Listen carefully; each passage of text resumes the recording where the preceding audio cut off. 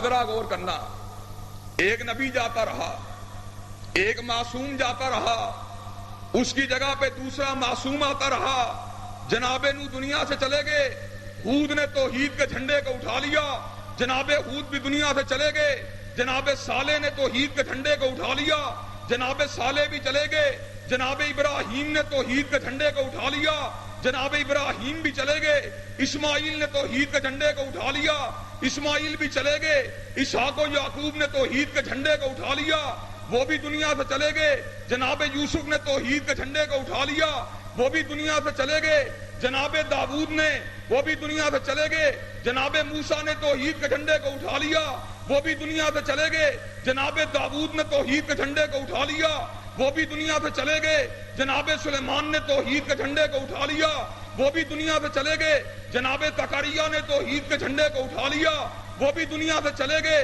جناب یحییٰ نے توحید کے جھنڈے کو اٹھا لیا۔ لیکن جب میرے نبی کی باری آئی، مالک نے اعلان فرما دیا، ما کان محمد نبا احد من رجالکم ولکن رسول اللہ و خاتم النبیین۔ وہ سن لو، آج وہ آیا ہے جس کے بعد کوئی نبی نہیں آئے گا، کوئی رسول نہیں آئے گا، نبوت کا جھوٹا دعویٰ کرنے والا، چاہے مسلمہ کذاب ہو، چاہے اسود انسی ہو، چاہے علی جا محمد ہو، چاہے علی محمد باب ہو، چاہے بہاء اللہ ہو، چاہے راشد الخلیفہ ہو، چاہے غلام احمد قادیانی ہو، وہ جو بھی نبوت کا جھوٹا دعویٰ کرتا رہے گا اس میں لعنتوں کی برکھا برستی رہے گی، لیکن کملی والے کے بعد کوئی امام نہیں آئے گا، کوئی مقتدا نہیں آئے گا۔ آج ہم اس امام کی سیرت کے لیے جمع ہوئے، آج اس امام معصوم کی سیرت کے بیان کے ذکر کے لیے جمع ہوئے کہ جس جیسا نہ تو اس کے بعد کبھی آئے گا نہ اس سے پہلے کبھی آیا تھا۔ آپ نے انبیاء کی باتیں بڑی سنی ہوں گی، لیکن چونکہ آج معصوموں کے امام کی بات ہو رہی ہے، اس لیے جہاں پر کسی معصوم کا ذکر ہوگا وہاں پر ان کے امام کی بات بھی ہوگی۔ جناب نوح بھی معصوم، توحید کے جھنڈے کو اٹھایا، جتنے بھی انبیاء ہیں ان کی دعوت ایک ہی ہے۔ فیصل آباد کے لوگوں، انبیاء اپنے آستانے پہ لوگوں کو جھکوانے کے لیے نہیں آئے، اپنے سامنے لوگوں کے سروں کو گروانے کے لیے نہیں آئے، اپنی بندگی کو کروانے کے لیے نہیں آئے، بلکہ انبیاء ایک ہی دعوت لے کے آئے۔ وما ارسلنا من قبلک من رسول الا نوحی الیہ انہ لا الہ الا انا فاعبدون۔ انبیاء نے اعلان کر دیا، نہ شجر کے سامنے جھکا کرو، نہ حجر کے سامنے جھکا کرو، نہ سورج کے سامنے جھکا کرو، نہ ستارے کے سامنے جھکا کرو، نہ مرکز کے سامنے جھکا کرو، نہ مزار کے سامنے جھکا کرو، نہ گنبد کے سامنے جھکا کرو، نہ درگاہ کے سامنے جھکا کرو، اور کٹنا گوارا کر لینا مگر غیر اللہ کے آستانے پہ جھکنا گوارا نہیں کرنا۔ انبیاء کی دعوت ایک ہی تھی۔ سیدنا نوح بھی اسی دعوت کو لے کے آئے، کعبہ کی پوجا نہ کیا کرو، سوا کی پوجا نہ کیا کرو، یغوث کی بندگی نہ کیا کرو، یعوق کی پوجا نہ کیا کرو، نصر کی بندگی نہ کیا کرو۔ قوم کے لوگ کیا کرتے ہیں؟ قالوا مجنون وازدجر، کہنے لگے دیوانہ، اور پتھر مارنے لگے۔ وہ پتھر مارتے رہے، پتھر ایک دن کے لیے نہیں لگا، ایک برس کے لیے نہیں لگا، ایک عشرے کے لیے نہیں لگا، ایک صدی کے لیے نہیں لگا، 950 برس تک سیدنا نوح کو پتھر مارے گئے، گالیاں دی گئی، دیوانہ کہا گیا، مجنون کہا گیا، یہاں تک کہ سیدنا نوح نے اپنے ہاتھوں کو پھیلا دیا، بارگاہ رب العالمین میں ندا دی، ربی لا تذر علی الارض من الکافرین دیارا، اللہ جو تیری توحید کو نہیں مانتے ان میں سے ایک شخص کو بھی زندہ باقی نہیں رہنے دینا۔ اب ان کے امام کی بات بھی سن لیجئے، حضرت آقا بھی اسی دعوت کو لے کے آئے، قل یا ایھا الکافرون لا اعبد ما تعبدون ولا انتم عابدون ما اعبد ولا انا عابد ما عبدتم ولا انتم عابدون ما اعبد لکم دینکم ولی دین۔ منات کے آستانے پہ جھکنے والوں، منات کے آستانے پہ جھکنے والوں، عزا کے سامنے جھکنے والوں، حبل کے سامنے جھکنے والوں، لیلا کے سامنے جھکنے والوں، بوانا کے سامنے جھکنے والوں، سورج کے سامنے جھکنے والوں، ستارے کے سامنے جھکنے والوں، پتھر کے سامنے جھکنے والوں، ڈھیری کے سامنے جھکنے والوں، گدی کے سامنے جھکنے والوں، کٹنا گوارا ہے مگر غیر اللہ کے آستانے پہ جھکنا گوارا نہیں۔ آقا بھی اسی دعوت کو لے کے آئے، آقا کو بھی دیوانہ کہا گیا، ان کو بھی مجنو کہا گیا، ان کو بھی ساحر کہا گیا، اور طائف کی وادی میں میرے نبی کو اتنا مارا گیا، اتنا مارا گیا کہ آپ کا لہو آپ کے وجود سے گرنا شروع ہو جاتا ہے۔ آپ کے قدم ہائے مبارکہ لہو کے گرنے کی وجہ سے آپ کے نالین مبارک کے ساتھ چپک جاتے ہیں۔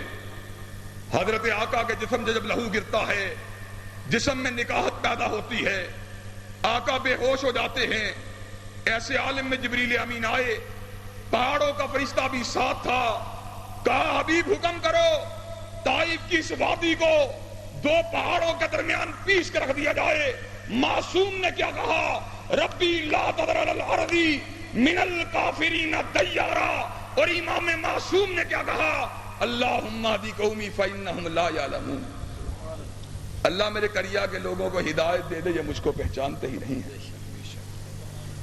سیدنا موسیٰ معصوم ہے، اللہ نے بڑا اعجاز دیا، اپنی بغل میں اپنے ہاتھ کو ڈالتے باہر نکالتے فَإِذَا هِيَ بَيْضَاءُ لِلنَّاظِرِينَ، ہاتھ یوں چمکتا جیسے 14ویں کا چاند چمکتا ہے۔ اپنے عصا کو زمین پہ ڈالتے فَإِذَا هِيَ حَيَّةٌ تَسْعَىٰ، اس طرح بن جاتا جیسے بہت بڑا اژدہا ہے۔ ایک مرتبہ قوم موسیٰ کے لوگوں نے کہا وَإِذِ اسْتَسْقَىٰ مُوسَىٰ لِقَوْمِهِ، کہا موسیٰ ہم کو پانی کی ضرورت ہے۔ موسیٰ نے مالک کائنات کی بارگاہ میں ندا دی، اللہ قوم کے لوگ پیاسے ہیں۔ مالک نے کیا کہا؟ فَقُلْ نَضْرِبْ بِعَصَاكَ الْحَجَرَ فَانْفَجَرَتْ مِنْ حُسْنَتَ عَشْرَةَ عَيْنًا، موسیٰ اپنے عصا کو، اپنی چھڑی کو پتھر پہ مارو۔ ادھر موسیٰ نے اپنے عصا کو پتھر پہ مارا، ادھر پتھر میں سے 12 چشمے رواں ہو گئے۔ یہ معصوم کی بات ہے، بہت بڑے اعجاز کی بات ہے۔ پتھر جو مردہ تھا، ادھر موسیٰ کی ضرب لگی، ادھر 12 چشمے رواں ہو گئے۔ قبیلے بھی 12 تھے، چشمے بھی 12 تھے، ہر قبیلے کو پانی پینے کے لیے پانی کا چشمہ مل گیا۔ لیکن فیصل آباد کے لوگوں ایمانداری سے کہنا، پانی جب بھی نکلتا ہے پہاڑوں کے دامنوں سے نکلتا ہے، پتھر کے سینے سے نکلتا ہے۔ اب ذرا امام معصوم کی بات سننا، حدیبیہ کا مقام ہے، 1400 صحابہ موجود ہیں، پانی کی پیاس ہے۔ آقا نے اپنے دست اقدس کو کسی پتھر کے سینے پہ نہیں مارا، حضرت آقا نے اپنی 5 انگلیوں کو کھولا، مالک کائنات نے 5 انگلیوں میں سے 5 نہروں کو روا فرما دیا۔ وہ معصوم کی بات تھی، یہ امام معصوم کی بات ہے۔ اور ایک اور معصوم کی بات سننا، وَأُحْيِي الْمَوْتَ بِإِذْنِ اللَّهِ، میرے دم کا عالم یہ ہے، مردے کلام کرنا چھوڑ دیتے ہیں، عیسیٰ ان کے اوپر ہاتھ پھیرتا ہے، مردے دوبارہ کلام کرنا شروع کر دیتے ہیں۔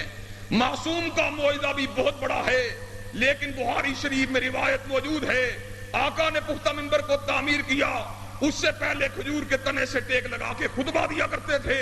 کھجور کے تنے سے میرے آقا نے ٹیک کو اٹھا لیا، کھجور کے تنے نے رونا شروع کر دیا۔ آقا کھجور کے تنے کے قریب آتے ہیں، سینے کے ساتھ لگاتے ہیں، کھجور کے تنے نے رونا بند کر دیا۔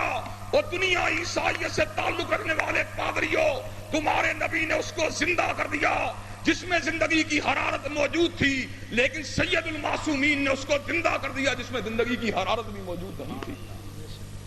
وہ معصوم کی بات تھی، اور یہ امام معصوم کی بات ہے۔ کس کس پہلو سے میرے نبی کا موازنہ گزرے ہوئے معصومین سے کیا جائے؟ آپ اس بات کو اچھی طرح جانتے ہیں، عیسیٰ علیہ الصلوۃ والتسلیم کا مقام کیا ہے؟ روح اللہ بھی ہے، کلمۃ اللہ بھی ہے، عبد اللہ بھی ہے، آیت من آیت اللہ بھی ہے۔ مالک نے زندہ آسمانوں کی طرف اٹھا لیا، قرب قیامت میں دمشق کی جامع مسجد کے میناروں پر مالک کائنات ان کو نازل فرمائے گا۔ زندگی بھی معجزہ ہے، حیات بھی معجزہ ہے، پلٹنا بھی معجزہ ہے، لیکن ذرا مقام پہ غور کرنا۔